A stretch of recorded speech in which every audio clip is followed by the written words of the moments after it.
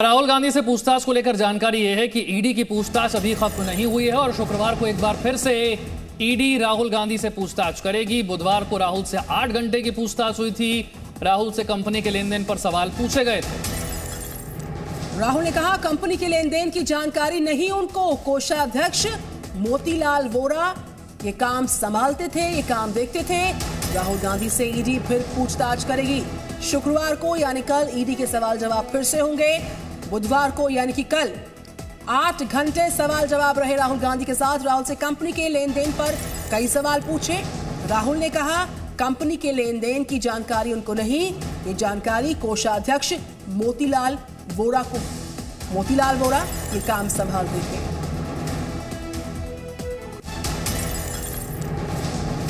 राहुल गांधी से 3 दिन पूछताछ हो चुकी है, लेकिन अभी ईडी के सवाल जवाब जो सिलसिला है वो खत्म नहीं हुआ है। नेशनल हेराल्ड केस को लेकर अभी ईडी और कई ऐसे सवाल हैं जिनका जवाब राहुल गांधी से जानना चाहती है और इसीलिए शुक्रवार को एक बार फिर से राहुल गांधी से पूछताछ होगी। और शुक्रवार को जो पूछताछ होगी वो पूछताछ का चौथा दिन होगा।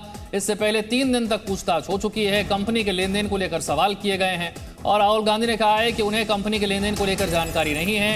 ये काम कोषाध्यक्ष देखते थे, यानी कि मोतीलाल वोरा इस काम को देखते थे। नेशनल हेराल्ड से जुड़ा हुआ मनी लॉन्ड्रिंग का यह मामला है जिसमें ईडी राहुल गांधी से पूछताछ कर रही है। 3 दिन की ये पूछताछ हो चुकी है। चौथे दिन की पूछताछ कल यानी कि शुक्रवार को होने जा रही है। तो 17 जून को ईडी राहुल से फिर से पूछताछ करेगी। कल की 8 घंटे की पूछताछ पूरी हुई।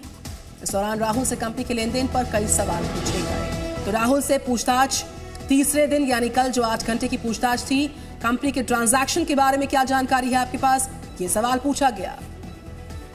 राहुल ने कहा कि कंपनी के लेन देन की जानकारी उन्हें नहीं है, ये कोषाध्यक्ष मोतीलाल वोरा का काम वो देखते थे। ये जवाब राहुल गांधी की तरफ से दिया गया कि कंपनी के लेन देन की जानकारी उन्हें नहीं है, ये जानकारी मोतीलाल वोरा ही उनके ही पास थी क्योंकि वो कोषाध्यक्ष थे, वो ही इस काम को देखा करते थे।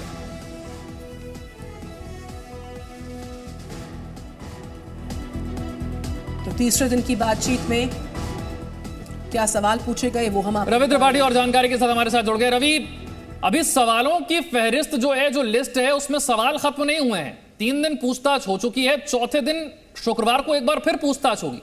अभी कौन से ऐसे सवाल हैं जिनके जवाब मिलने बाकी?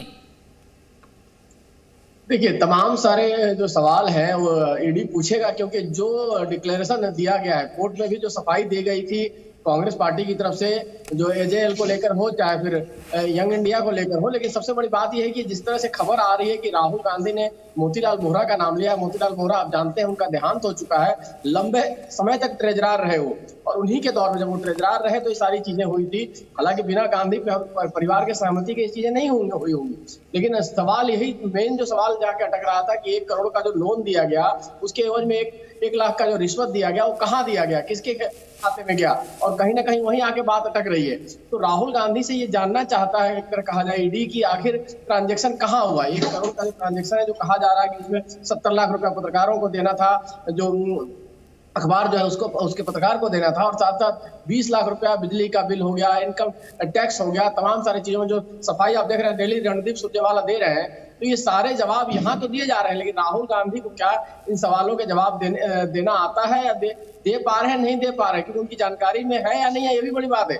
राहुल गांधी उस समय आपको याद हो कि पार्टी के महासचिव थे। ऐसा नहीं है, राहुल गांधी सांसद भी थे, महासचिव भी थे, जिस समय 2008 में एजेएल कंपनी एक तरह से कहा जाए बंद होने के कगार पर थी, और जिस वक्त यंग इंडिया का फॉर्मेशन होता है उसमें राहुल गांधी पूरी तरह से एक्टिव थे। सोनिया गांधी उस समय अध्यक्ष थी, यूपीए की सरकार थी, सब कुछ था। और उस वक्त अगर पूरा ठीकरा अगर फोड़ा जा रहा है, अगर ये खबर सही है कि उन्होंने कहा है इस तरह से, तो ठीकरा फोड़कर एक तरह से बाहर निकलने की कोशिश। हम लौटेंगे आपके पास। जितेंद्र शर्मा भी लाइव रिपोर्ट कर रहे हैं, इस पूरे केस में लगातार कवर कर रहे हैं। जितेंद्र, जिस तरीके से 3 दिन की 3 दौर की बातचीत हो चुकी है, अब चौथा दिन यानी कि कल 17 जून को फिर से सवाल जवाब होंगे। वहीं इस बीच देश भर की तस्वीरें हम देख पा रहे हैं। आज भी उसी तर्ज पर कांग्रेस कार्यकर्ता प्रदर्शन दर्ज करने जा रहे हैं। जगह जगह से तस्वीरें आने वाली है।